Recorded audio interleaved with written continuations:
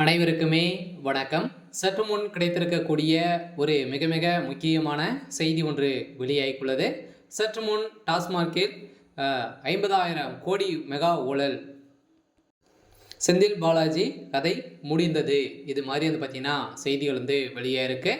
ஏற்கனவே செந்தில் பாலாஜி அவர்களுடைய வழக்கு நிலுவையில் தான் இருக்குது. ஏற்கனவே இன்னைக்கா நாளைக்கா அப்படின்ற மாதிரி தான் செந்தில் பாலாஜி அவர்கள் இருந்து வந்திருக்கக்கூடிய நிலையில் மீண்டும் அமலாக்கத்துறை நடத்திய சோதனையின் அடிப்படையில் இப்போ அதிரடியாக செந்தில் பாலாஜி அவர்கள் பார்த்தீங்கன்னா திடீர்னு டெல்லிக்கு தூக்கிய சம்பவம் பெரும் அதிர்ச்சியை அளிச்சிருக்கு. சொன்னால் செந்தில் பாலாஜி அவர்கள் உண்மைகளை ஒப்புக்கொண்டார் அப்படின்னு பார்த்தீங்கன்னா திமுகவுடைய கோபாலபுரமே நடுத்தருக்கு வளரக்கூடிய நிலைக்கு உருவாகியிருக்கும். ஸோ அதெல்லாம் பார்த்தீங்கன்னா இதுவே திமுகவுடைய தலைமையகத்துக்கு இது வரைக்குமே 50,000 கோடி பார்த்தீங்கன்னா மெகா ஊழல் லஞ்சமாக முதல்வர் ஸ்டாலின் அவர்கள் பெற்றிருக்காரு. மதுவிலக்கை துறை மூலமாக சம்பாதித்த பணங்கள் அனைத்துமே பார்த்தீங்கன்னா திமுகவுடைய தலைமையகத்துக்கு போயிருக்கு அப்படின்ற மாதிரி முக்கிய தகவல் கிடைத்திருக்கக்கூடிய நிலையில் தான் இப்போ அதிரடியாக செந்தில் பாலாஜியுடைய கதை ஒட்டுமொத்தமாக முடிய போகுது. ஸோ இதை தொடர்ந்து திமுக சார்ந்த அமைச்சர்களும் அவருடைய கதையும் முடிய போகுது.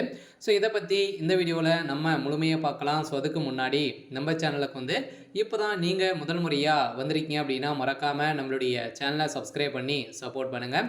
ஸோ வாங்க வீடியோக்குள்ளே போகலாம்.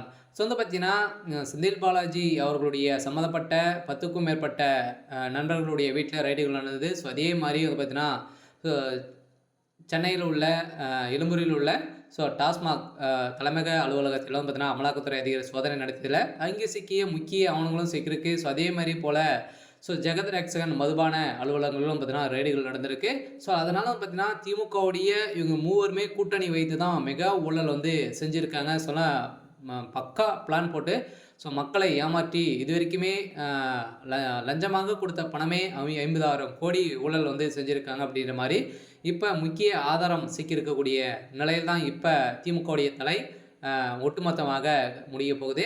ஸோ அதே மாதிரி ஏற்கனவே முதல்வர் ஸ்டாலின் அவர்களுக்கு நிறைய நெருக்கடிகள் வந்திருக்கக்கூடிய நிலையில் இந்த நெருக்கடியின் அடிப்படையில் திமுகவுடைய பினாமியாக இருக்கக்கூடிய 3 அமைச்சர்கள் சிக்கியிருக்காங்க. சொன்னால் ஏவா வேலு, ஜெகத் ரக்ஷகன், செந்தில் பாலாஜி இவர்கள் 3 பேருமே பார்த்தீங்கன்னா மோசமாக சிக்கிய சம்பவத்தின் அடிப்படையில் இவர்களுக்கு சம்மந்தப்பட்ட இடங்களிலும் ரெய்டுகள் நடந்திருக்கு. இந்த ரெய்டின் அடிப்படையில் எக்கச்சக்கமான பணங்கள் மூட்டையாக சிக்கிய சம்பவத்தின் அடிப்படையில் தான் இப்போ அதிரடியாக செந்தில் பாலாஜி அவர்கள் டார்கெட் பண்ணி இப்போ தூக்கியிருக்காங்க. மீண்டும் செந்தில் பாலாஜி அவர்கள் பார்த்தீங்கன்னா இப்போ சிறையில் அடைக்கிறதுக்கான ஏற்பாடுகள் நடந்துச்சு. அதனால் இதுக்கு மேலே இப்போ 10க்கும் சோதனை நடத்தி வருகிறது. குறிப்பாக கரூரில் பார்த்தீங்கன்னா 20க்கும் மேற்பட்ட அதிகாரிகளுடைய வீட்டிலும் மின்சாரத்துறை அதிகாரிகளுடைய வீட்டிலும் பார்த்தீங்கன்னா ரெய்டுகள் நடந்திருக்கு.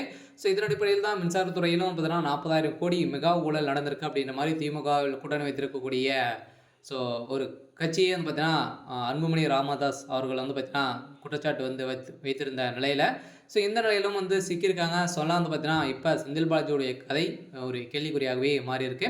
இருந்தாலும் என்ன நடக்க போகுது அப்படின்றத வெயிட் பண்ணி பார்க்கலாம். இது மாதிரி செய்திகளை தெரிஞ்சுக்கணும் அப்படின்னா மறக்காமல் நம்மளுடைய சேனலை சப்ஸ்கிரைப் பண்ணி சப்போர்ட் பண்ணுங்கள். தேங்க்யூ.